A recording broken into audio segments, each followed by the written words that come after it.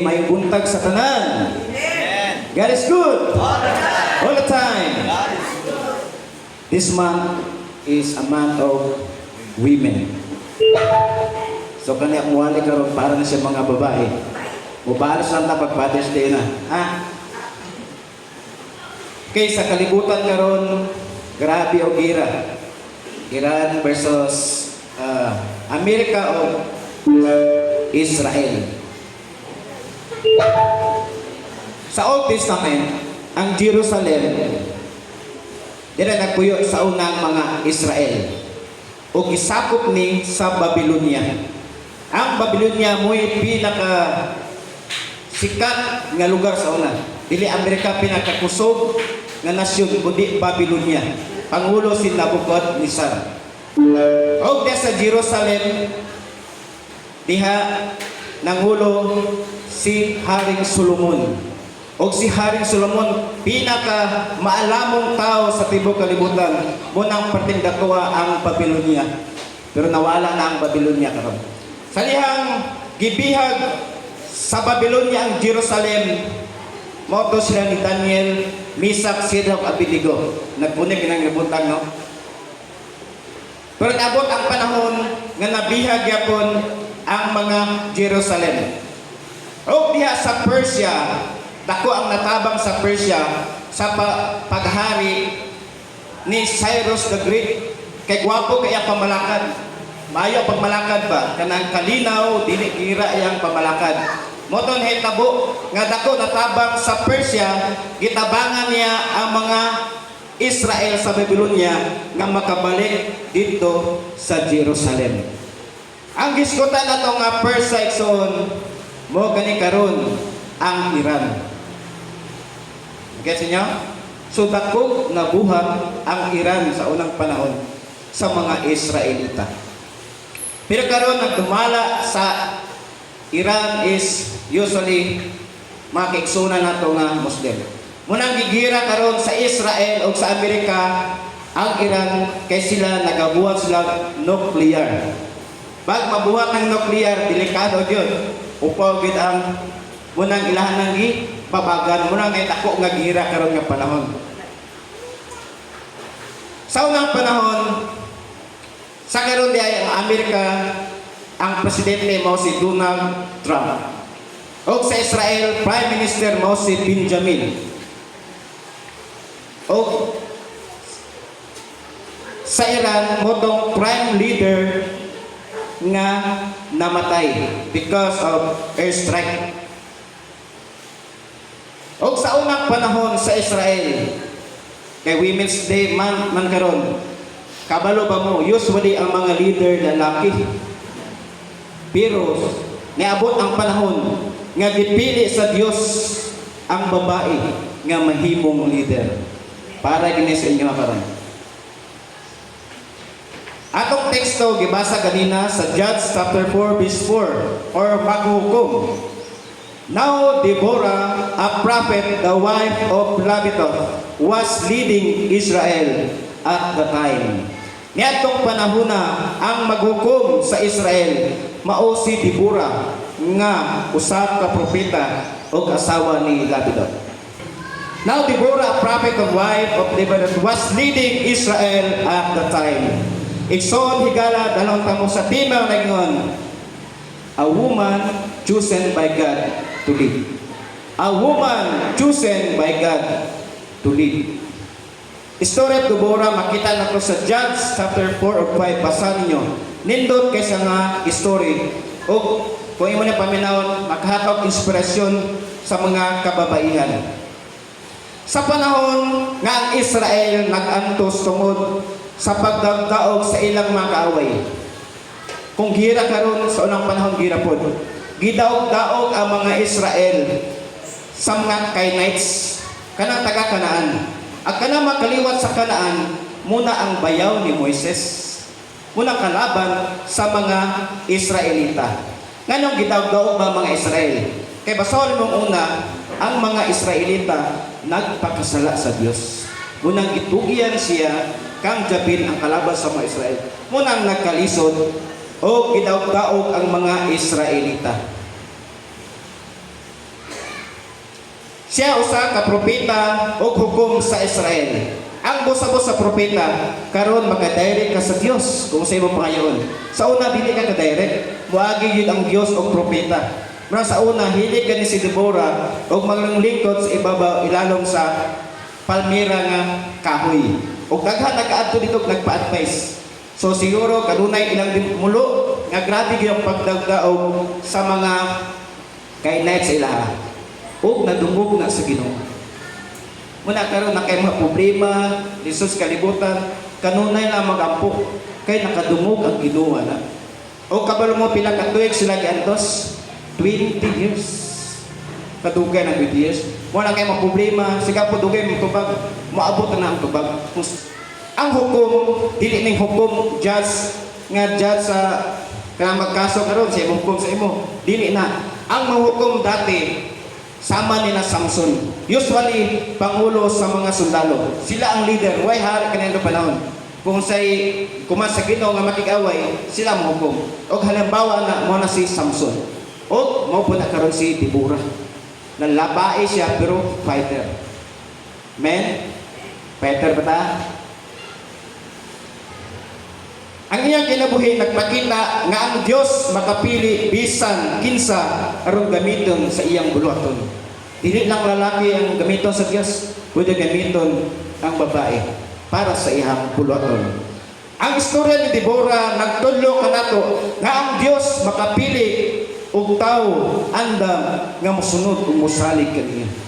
Ikaw gipili ka sa Ginoo, putagaan ka trabaho sa Ginoo sa iyang buluhaton. Di maka mula sa iyang Ginoo, basically yang kung kisay mo response iyang kuman, mo ito iyang piliyon. History remind us that God can choose anyone, man or woman, to fulfill His purpose and lead His people. Ikaw pwede ka gamiton sa Dios para sa iyang purpose. Naitulog kabutang atong hisgutan karon, a woman chosen by God to lead. Number 1, God chosen according to His purpose. Ang Ginoo mupili tungod kaduna siya plano o purpose. Muna sa John sa 4 kanina nga si Deborah was chosen by God to be leader in Israel. Mag-iso may kang leader sa purok siguro o sa pagkaknasyon, ikaw mahimong leader. Because, ganun gipili man si Deborah, because she had a wisdom. Dili nang kaalam nga na presidente ka, eskwela ka, nagmastra ka, doctorate, tanan, sa kalibutan na. Pero si Deborah, he has a wisdom na gikan sa Diyos. Ay wisdom ka, nagikan sa Diyos. O wala naman ang eskwelahan. And she has wisdom and close relationship in God. Nakikaalam ron, pero layo kay mo ang kinabuhi sa Ginoo. Unang piliyon sa Ginoo ka, bisang babae ka, piliyon sa Dios tungod sa iyang purpose. Kung nakay wisdom nga gikan sa iya ug nakay close relationship sa iya. Ikaw amigo taron, nang-apply ka dawaton taka ka amigo man ta. Ana man siya. God does not look at the status or position. He looks at your heart. Ang Ginoo dili magpili kung ay ikaw pilihan kay nakagraduate ka, dili.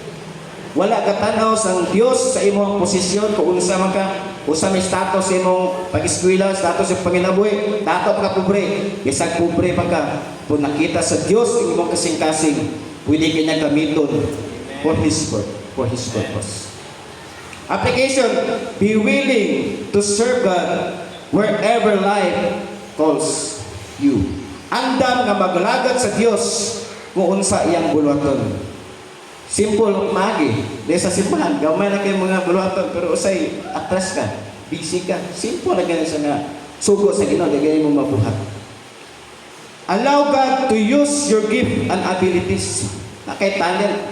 May isang kanta, pero video kayo, 99 mo, score ba? Mailog pa ka. Bode simbahan, alam ka makanta ba? Simple siya, pero reality. Ang gift ni mo ay sayangi. Kaya di mo kabulungta sa kalibutan, tibok kinabuhi. Mamatay, magita. Pero ay sayangi. Ang gift ni mo, siguro may ka makanta, grabe mga tao na. Sa kalibutan nun, maayo ka, pero sa Dios, dili ka maayo. Remember that leadership begins with a heart that obey God. Himo kang leader sa Dios kung ano kay obedience sa Ginoo. Ikaw kang manager, nabante ni mo, sugon, tapulan ni sugoon ni mo, harus di mo sugo. Pero sigang sugo, may isang mutuman ba? May sampo ni Joshua. Joshua is kanang servant ni Moises. Mula siya dipuli sa Ginoo kay kanang grabe sa obedience sa iyang amo. Kung obedience ka amo, obedient po sa Diyos. Kung obedience sa Ginoo, pwede ka gamiton sa iyang purpose. Ang pagpangulo magasugod sa kasing-kasing nga matinumanon sa Diyos. Motong una, God chooses according to His purpose. Pwede ka gamiton sa Diyos iksoon. Ikadwa, a woman chosen by God to lead godly leaders trust God direction. Sa pagpatrabaho na itawag na goals or mission. Sa imo panabaho. Sa imo sa mission, muna inyong padulngan. Kung mahimo kang gamiton ka sa Dios, kabalo ka unsay direction sa Dios. Iyang direction. Muna dapat mo salig ka sa iyang direction. Judges chapter 4 verse 6 to 7. 20 years na ginagdaog ang mga Israelita sa mga Canaanites. Unya, gipakuha, di ba nadungog na sa Ginoo? 20 years, nadunggan na sa Ginoo. Kaya nag-promise ang Ginoo sa mga Israelita. Ang Ginoo wala na natulog, nakadungog na. Pero kanunay nagamulo sila, ang Diyos nakadungog. Mo ito gigamit niya si Deborah. Unya, gipakuha, usay plano sa Diyos. Usay ihang plano, nga ihang luwason ng mga Israelita. Unya, gipakuha ni Deborah si Barak. Isa mi si Barak. Si Barak, usa ka pangulo sa mga sundalo. Anak ni Abinoam nga taga siyudad sa Cadiz og Neftali og Inan. Sa ingon ni Deborah, ang Ginoo o Dios sa Israel magsugo kanimo pag-adto sa bukid sa Tabor. O pagdala og 10,000 ka mga sundalo gikan sa balay ni Neftali og Zabulon. Sa ingon sa Ginoo, Barak adto sa bukid pagdala og 10,000 kabuok. Dili 10,001, dili 9,000, 10,000 gid kabuok. Mo'y sugo sa Dios.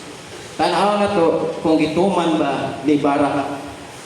Sa 7, dadon sa Ginoo, siya promise sa Ginoo, dadon sa Ginoo si Sisira. Si Sisira po, muna yung pangulo sa sundalo. O ang hari ani, mao si Jabin. Kasi niyo, aron makigubat kaninyo sa suba sa Quezon, Ginoo na mismo ang katong makalaban, mismo gisugot na niya atong dito para malaot sila. Ang kaaway ni mismo, Ginoo ni modala sa kaaway para mabuntog siya. Aduna siya'y karwahi nga mga sundalo. Sa mga karwahi. Dili lang sundalo. Na siya'y karwahi. Katong murag kariton mga bakal. Apan, itugyan siya sa Ginoo nganha kanimo. Kabalo mo pinakabuok ang sakop ni Sisira ni Jabin, 9,000 ka karwahi. Mga bakal na. Ang kalaban, ang Israel pila, 10,000. Ay, mas labang. 10,000 o 9,000? 10,000 dagan sila. Pero manumano naman, sundak ra ang kalaban. Nakasakay na sa karwahe, pwede ka tigbason. Patay ka. O sa reality, kung ikaw si Deborah, si Barak, sulong ka din eh. Kaya mo, murag imposible gid mapildi nimo 9,000 kabuok nga nakakarwahe, bakal kamo. 10,000. O sa unang panahon, ang 10,000, 20 years sila nga gidagdaw sa Israelita na mga discouragement nga gibiyaan sa Dios. Ikaw karon, kalisod, pamina mo gibiyaan ka sa Dios. Murag ganahan pa ba ka mga lagad? Murag maluya ka mga lagad ba? Pamina mo gibiyaan ka sa Ginoo. Murag dili nimo kaya ang kalaban. Pagtanaw karon dahil pamaagi ang Dios nga sayon. Deborah delivered God's message to Barak and encourage him to follow God's command to fight the enemy. The leader depend on God thy guidance ug ang tinuod nga leader nagasalik gikan sa Dios. Nadyo kay trust ang isa ka leader. Di lang leader kunik sa panimalay ikaw usa ka leader. Kung saon nimo nga mupaday mabakas kinabuhi nga kalaban mo rag labo nimo mapildi kay 9,000 ka karwahe. Application sa atong kinabuhi, seek God will before making decision. Bot masabot kita ng ang mga kababaihan sa mga desisyon dapat nakay musalig ka sa Dios in every decision sa imong kinabuhi. Dili ka mag-decide nga ikaw lang. Amen? Sama ni Deborah, he decided because of the will of God. Trust God even when the situation seems impossible. Posible dili. Kaya ikaw si Barak, dili na mo pilit, imposible jud kay na siya. Pero nakay-trust sa Ginoo. Nakay mga problema, individual na mo kita mga problema, murag labo gid siya nga masulbad. Pero trust sa Ginoo. Kay buhaton nga Ginoo nga sayon na day kaayo. Ikaw rin nagbalisod sa imong kaugalingon tungod kay nagsalig ka sa imong sarili. Isalig sa Dios. Trust God even seems impossible. Lead others by pointing them to God. Tabangi ang uban nga mosalig uban sa Dios. Kung ikaw sa pamilya nakay-pagsalig sa Dios, nakay wisdom nga kaya to ni ang kalisod. Titisod ni karon, kaya na to ni nakay wisdom. Ipakita na sa imong pamilya, ipakita sa imong partner kung sa'yo magluya ng partner, ikaw kita niya nakay wisdom nga magpadayon sa kinabuhi. Godly leaders trust God. Godly leaders trust God direction. Karon ang gasolina nasa 87 na, dire. Dito sa Middle SDI, usually dito gikan ang mga gasolina. So, sa kadako-dako sa dagat, nagigbuhat ng Ginoo nga gamay kay nga dagat. Nga dito gid moagi tanan. Ano wa magitako kay sa Ginoo no? Gigamay niya. Kay ngano, maabot ang prophecy nga maglisod. Kita karon, dili kaagi dito sa Strait Hormuz. Kaya dito sa Strait Hormuz, ang kilid na Iran, kumagi dito, ng US Israel, kagi kumagi, butog yun, ang barko. Kumbahan nila. Munang naglisod na karon. Pero dili pa na mao kalisod, maabot bagit ang mas lisod, pero ang Ginoo wala pa ang katapusan, napata sa sinugdanan. Pero ang promise sa Ginoo, ayaw ka mo kabalaka. Sa ligid ng Ginoo, ayaw na nga, patay nung isog na kayo. Saan na ka? Saan to ni? Ayaw na. Trust sa Ginoo. Kay purpose, babagan ni mo niya ang Ginoo. Ingon niya nga, mabot ang kasama, babagan ni mo. Diba? Ayaw na imong kagulihan kung nahuna ang promise sa Ginoo. Ayaw mo bakang karon, musalig nito ka saya. Amen.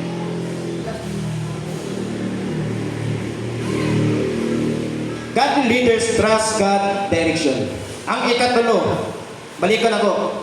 Karon maglisod ta ang gasolina man niya ginagamit sa Amerika o Israel sambo sa bomba man gamit gasolina para mo buto o mga sakyan sa plano ipito to nila sa Iran.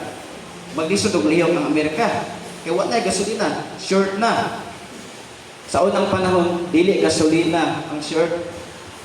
Sa mga kakahuyan ginabutangan nila ang mga taga para di ka kakuha kahoy.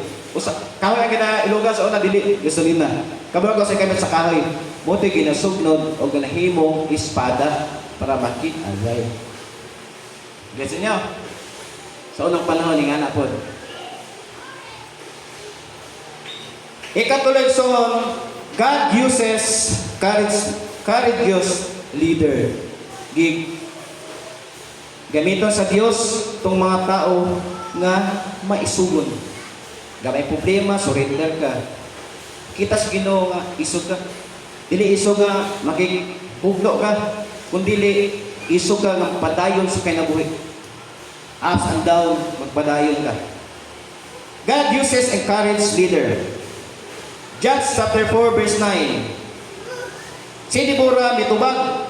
Di ba ana si Deborah nga Barak ato dito sa bukid o pagdala 10,000 kay hatag sa Dios ang makaaway. Di ba? Kasi kabalo mo si tubag ni Barak. Muadto ko kung mukuyog ka. Imong sugo, imong tuman. Anak labas. Insulto si Deborah wala. Ingon sa Ginoo gisugo siya may kuman sa Ginoo. Isa mo adto ko kung mukuyog ka. Kung ikaw leader, wala ka sa iyong pamilya, kaya to ni. Ang mga problema, pero ikaw gamuklok hilak ka. Ikaw mismo courage dapat makita sa imong kagulingon na nakay courage. Di pwede igo lang ka sa istorya nga kaya to ni, mga problema kaya to ni, pero ikaw mismo sama ni Deborah, hala, mukuyog ko. Men, kuyog si Deborah, babae, makikpay. Gusto nga po siguro iyang kuhan ba? Pagto, kung kaya, 10,000, bito ka po, kaya ni mo to, niya sundag na yung gamit. Buat tanang to, kung saan pamaagi sa Diyos. So, silang duha, nanay pagto. Makita na to ni Barak, sugo sa Ginoo, pero makita to ni Barak na siya ipagduha-duha. Men, sa mga partner, kasi magduduha yung partner. Murag di kasi bati sa katalaw. Pero pakita sa imo ay imong karis nga kaya to ni. Sige, kaya to ning duha. Magpadayon. Then makita pa na to kang Barak siguro iyang mapil nga makaya niya ang makalaban kung na ang presensya ni Deborah. Kaya kabalo si Barak nga si Deborah na ang presensya sa Dios. Amen. Na ikaw, mga lagad ka, lipay ka ng iyong partner, nangalagad sa Ginoo. Kasi maluyag ka, kabalo ka nga na Asya, magkapadayon mo.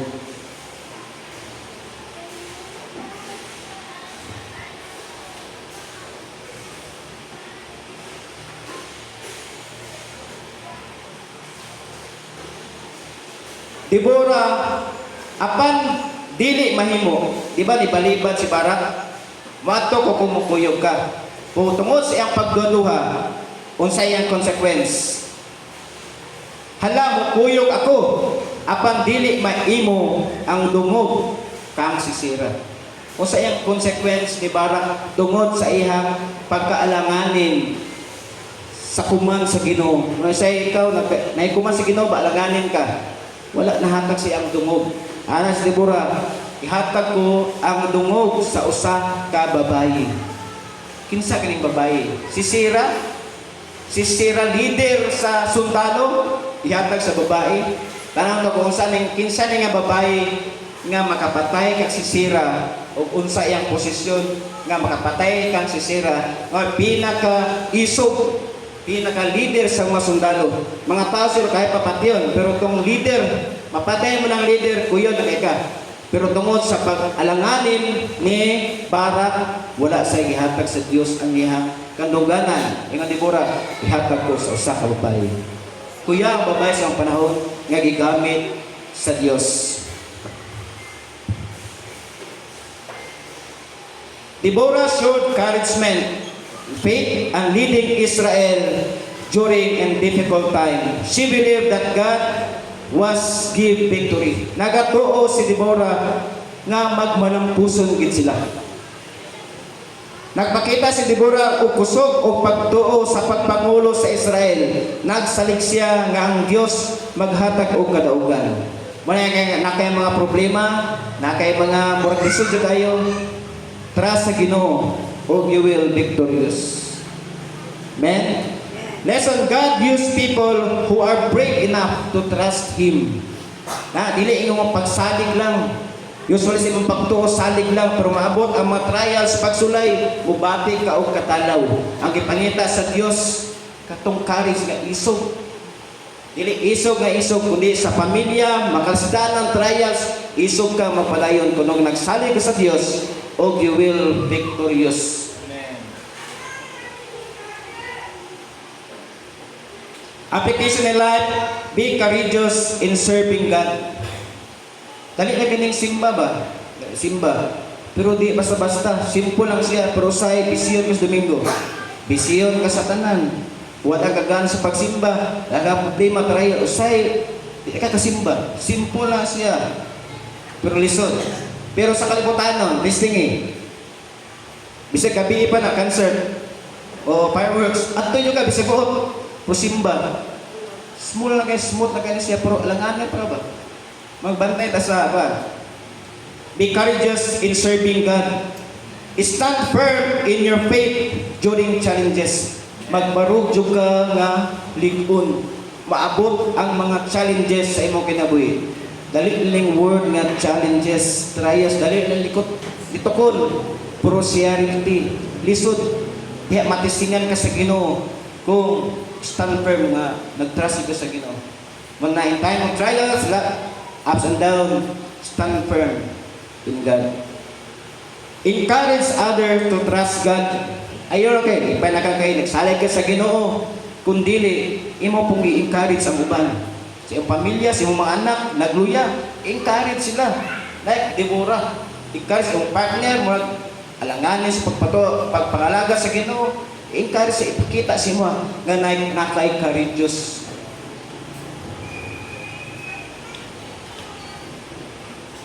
Conclusion na. The life of Deborah shows us that God raised leaders from unexpected places. What matters most is faith, obedience, and courage. Like Deborah, naimong faith, naimong pagto, o obedience sa sugo sa Dios. Dili siya gisugo, pero nisabay siya. And courage, o kaisog, uban. Ang kinabuhi ni Deborah, magtudlo kanato nga ang Dios makapili bisan kinsa aron manguna.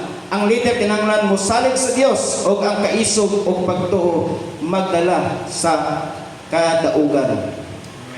Ikaw sama ni Deborah gitawag sa Dios nga maguna sa imong pamilya, sa imong kaugalingong kinabuhi o bisan pa sa daghang pagsulay nga imong maagian.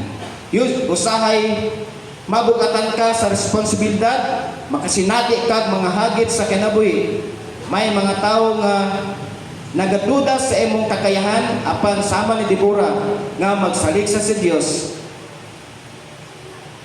Makakaplag usab og bisan og kaalam gikan sa giyan niya. Bisan sa lisod nga sitwasyon hinumdumi, ang pagtuo maoy pundasyon. Pundasyon sa mga kinabuhi sa lisod nagi ng pagtuo, pagsalig sa Dios. Ang kaisog maabot pinagi sa pagsunod. Amen? Makita imong kaisog kung musunod ka sa Dios. Ang imong pagpangulo makadasig sa uban bisan sa mga pagsulay. Ang imong kinabuhi mahimong testimonya sa gahom sa Dios. Nahimong maninaugon sila kung nakita sa mga Israelita ang kaisog nga gipakita ni Deborah o iyang charisma o wisdom gikan sa Dios. Padayon sa pagpangulo uban sa pagtuo, padayon sa pagsalig sa plano sa Dios, hinumdumi ang pagkamatinud-anon mga pagkamatinud-anon, kaisog o pagtuo mahimong gamiton sa Dios aron panalanginan ang uban sama ni Deborah. Isamaris ako ang story ni Deborah. Moto, atak mo sila. So nakita ni Sisera nga nagkapukampo na ang mga Israelita. Atak sila tanan. 9,000 kabog karwahe. Paspas ka ng karwahe na ang kahum sa kalaban. Unsa ra may mga Israelita. Pero tanawon to kung sa gibuhat sa Dios. Gipadala sa Dios ang makaaway dito sa suba sa Tibor. Tibor ba to? Suba sa Quezon, aduna sila'y 9,000 kakarwahing bakal apan itugyan sila sa Dios. Usa ka pamagi na ikaw mo balanse, usa ka pamagi sa Dios nga powerful man jud kayo ang kalaban. Paano na ihatag sa mga Israel ang kadaugan? Paano? Di ba? Ang karwahe paspas na siya mutagan kung naasa patag. Pero ang plano sa Dios gipahatod sa Ginoo dito sa suba sa Quezon. O kung sa'yo mo sakot nga suba, tubig, gipaulan sa Ginoo. Dili ang mga Israelita naging away. ang Dios nangitag pamaagi. Gipaulan ni baha nangaanod ang mga kalaban, mga karwahe. Nangalubog ilang mga tiil, makabayo tanagan. Kunya mga Israel, anad sa bukid. Anad. Bro kita mga Israel, anad tas kalisod. Muna yung problema, kaya nimo. Moto attack ang mga Israel. Patay tanan sila ug nangaanod. Sayon kayang gibuhat sa Dios. Ikaw sa imong bati ka katalaw, na problema isalik sa Dios. Kaya na sa pamaagi nga sayon. Na isa nga nabuhi. Nitagan si Sisera. Asa sa nidagan? Kita isang tulda. Kita niyang babae na itulda. Paano sa babae si Jair? Si Jair, babae siya. Sa mga panahon mo sa parit ang mga babae og tulda. Kaya ang bana ni Jair is amigo ni Jabin nga mo'y sa Kainex ang hari. So, gipasunod dito sa tulda ni Jair. Nangayong tubig, gigihaw. Instead na tubig, kalaban ko siya. Instead na tubig, ihatag ni Jair, gitagaan niya gatas. Sabot ang kalaban, at tumakaway, ay usay pa ngayon, tubig, ayaw, tagai mas labaw pa sa tubig. Gatas ang gihatag. Karon, si Sisera, simple lang ito nga babae. Wato nakig-away, tabunan siya, magtago si Sisera dito sa tabunan sa tulda ba, pwede makita sa taway. Sa nga, pag may makita sa ay saba, moto, itabunan. Siyempre, ikagubat ni si Sisera, kapoy siya, nakatulog. Nakatulog, no? So, nakatulog siya. Ang gibuhat ni Jair, iba na Ginoo nga dili na ihatag ni kang dili ihatag kang ni Barak ang tawa na moto sa gibuhat ni Sisera, nagbuhat sa martilyo o kanang ugsok, hait man ang ugsok, gihayitan man o ugsok diri sa ulo o nilapos sa yuta o namatay si Sisera. Isa nakapatay niya, dili pangulo sa sundalo, kundili usak simple nga babae. Dako ang nabuhat nga sa babae sa unang panahon sa mga Israelita. O dito, sunod sa 20 years, naikalinaw ang mga Israelita because of Deborah. Na proud mo sa iyong mga sarili, dili mo proud na may pagsalig sa Dios, na may wisdom gikan sa Ginoo o trust sa Ginoo isang pakaron nga panahon nga mahal ang gasolina, medyo na mga pagkasis sa mga anak, padayon lang sa imong pagpangalagad, trust sa Ginoo o you will victorious. Keep leading with faith, keep trusting in God plan, and remember your obedience, your courage, and faithful may be the very things that God uses to bless many others like Deborah.